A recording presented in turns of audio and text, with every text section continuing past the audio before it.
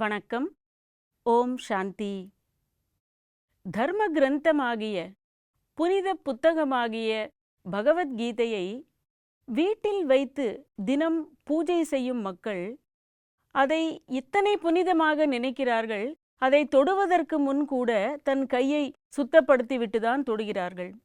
இந்த புத்தகத்திற்கே இத்தனை மகிமை இருக்கு என்றால், இந்த ஞானத்தை கொடுத்த ஞானக்கடல் ஞான வள்ளல் பரமாத்மாவிற்கு எத்தனை மகிமை இருக்கும். இந்த கீதையை நாம் புரிந்து கொள்ளும் பொழுதே நம் மனமானது அவரோடு தொடர்பு கொள்கிறது.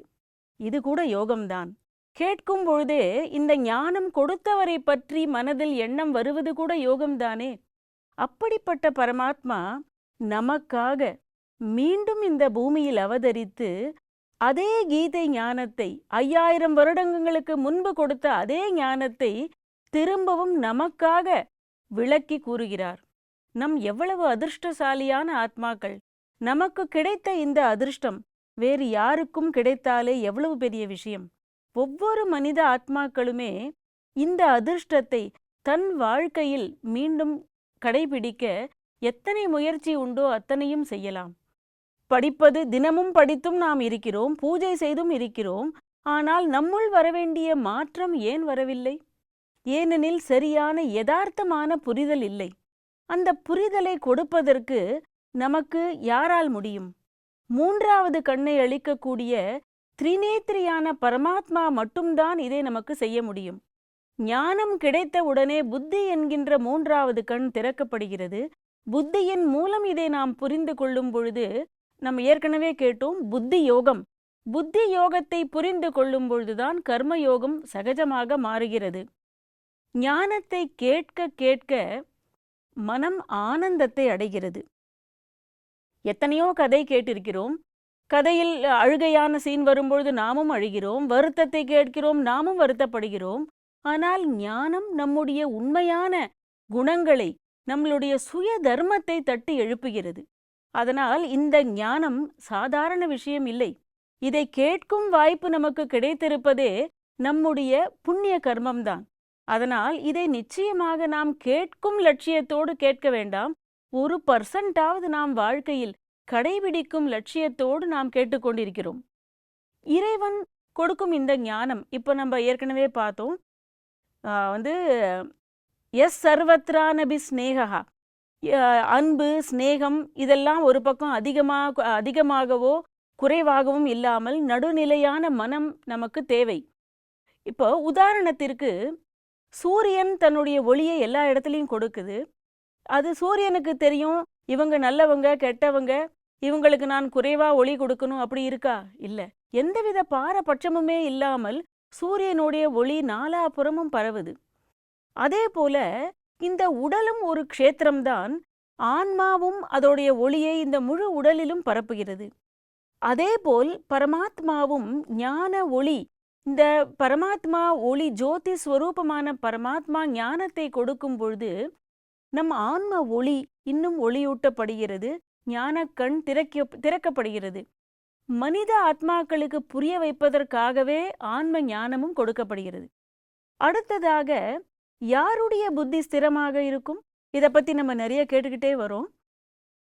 அடுத்ததா இறைவன் என்ன சொல்றார் அப்படின்னா, யதா சம்ஹரதே சாயம் கூர்மோங்கானீவ சர்வஷஹ, யதா சம்ஹரதே சாயம் கூர்மோங்கானீவ சர்வஷஹ, இந்திரியாணீந்திரியார்த்தேப்யஹ தஸ்ய பிரக்ஞா பிரதிஷ்டிதா, இந்திரியாணீந்திரியார்த்தேப்யஹ தஸ்ய பிரக்ஞா பிரதிஷ்டிதா. திரும்ப சொல்றார், யாருடைய புத்தி நிலையானதாக இருக்கும்? யதா சம்ஹரதே சாயம். கூர்மம்னா ஆமை. ஆமையானது எப்படி தன்னுடைய இந்திரியங்களை உள்வாங்கிக் கொள்கிறது, இந்திரியங்களை உள்ளே இழுத்து கொள்கிறது. அப்போ தன்னுடைய வேலை முடிந்த பிறகு ஆமை தன்னுடைய ஓட்டுக்குள்ள இந்திரியங்களை உள்வாங்கிக் கொள்றது.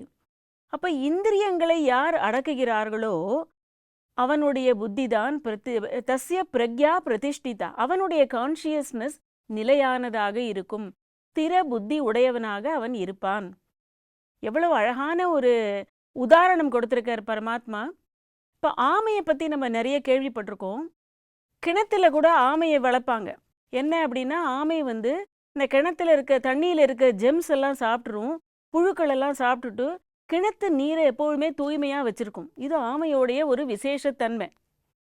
அது மட்டும் இல்லை, நம்ம பார்த்துருக்கோம், ஆமை வந்து சாப்பாடு சாப்பிட்டுட்டு உணவு அருந்திய பிறகு அது நாலா பக்கமும் சுற்றி வரும். அதற்கு பிறகு அந்த இந்திரியங்கள் அதோடைய அவயவங்களை எல்லாத்தையும் அந்த ஓட்டுக்குள்ளே சுருக்கிக்கும். வெளியில் பார்த்தா எதுவுமே தெரியாது, ஓடு மட்டும்தான் தெரியும். அப்போது இந்த உதாரணம் எதுக்கு கொடுக்குறார் அப்படின்னா, இப்போ வந்து ஏற்கனவே நம்ம கேட்டோம், சுக துக்கங்கள்லாம் சமமாக எல்லாத்துலேயும் சமநிலை. இப்போ ஒருத்தர் சப்பாத்தி சாப்பிட்றாரு, ரசகுல்லா சாப்பிட்றாரு, ரெண்டுத்துக்கும் வித்தியாசமே தெரியாதா என்ன? நிச்சயமாக தெரியும். அதாவது இந்திரியங்கள்லாம் வந்து மரத்து போகாது.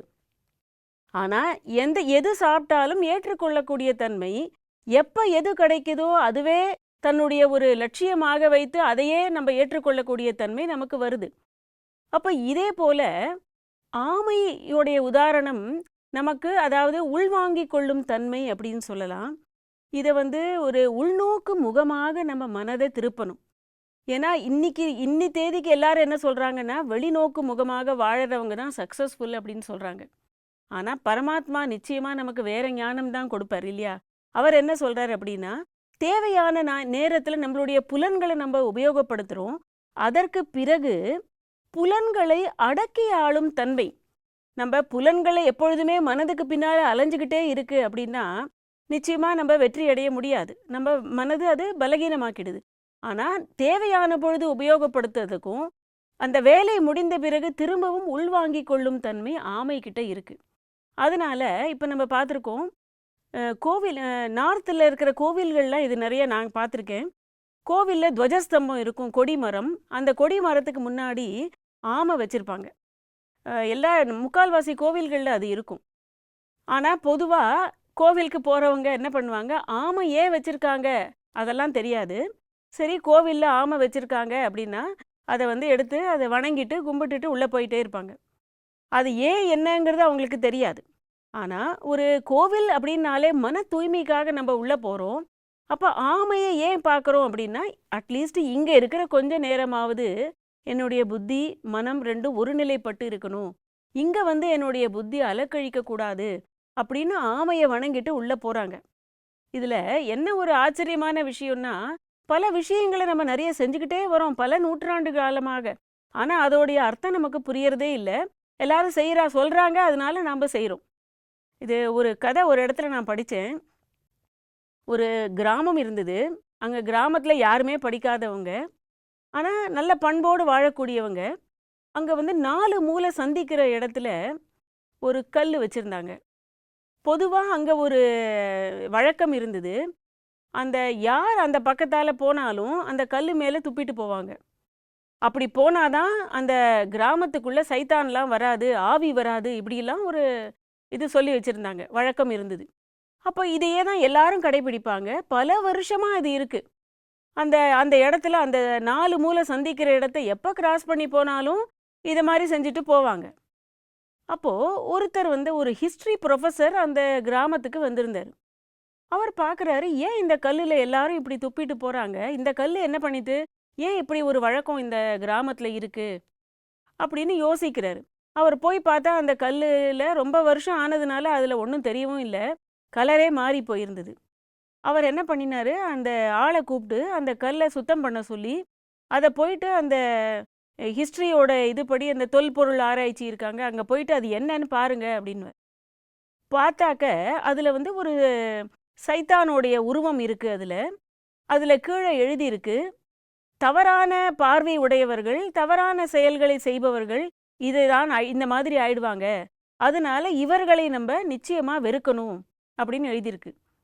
அது என்னன்னு அந்த கிராமத்து பெரியவங்களை போய் கேட்டாங்க, அவங்களுக்கு ஒன்றுமே தெரியல. ரொம்ப வயதானவரை போய் கேட்டபோது அவங்க சொன்னாங்க, ஆமாம், இந்த கிராமத்தில் வந்து நிறைய பேர், சில 2-3 பேர் இருந்தாங்க, அவங்க பெண்களை தவறாக பார்த்துட்டு இருந்தாங்க, பெண்களை பற்றி தவறாக பேசுறது, அவங்களுக்கு அந்த ஒரு கெட்ட பழக்கம் இருந்தது. அப்போது இந்த கிராமத்திலிருந்து இந்த பழக்கத்தை எப்படி ஒழிக்கிறதுனே தெரியாததுனால ஒரு கல்லை வச்சுட்டு நாங்கள் எல்லாரும் துப்பினாக்க இந்த கிராமத்தில் தவறுதலே நடக்காதுன்னு ஒரு வழக்கத்தை உருவாக்கினாங்க அவங்க. அப்போ அது என்னன்னு ஆனால் தெரியாது, ஆனால் அவங்க எல்லாரும் அதை செஞ்சுக்கிட்டு இருந்தாங்க. இது எதுக்கு சொல்ல வரோம் அப்படின்னாக்க, பல விஷயங்கள் நல்ல விஷயங்கள் இருந்தாலும் அதோடைய சரியான புரிதல் இல்லாததுனால நம்ம அந்த வழக்கங்கள் சடங்கு சம்பிரதாயங்களை கடைபிடிச்சிக்கிட்டு இருக்கோம்.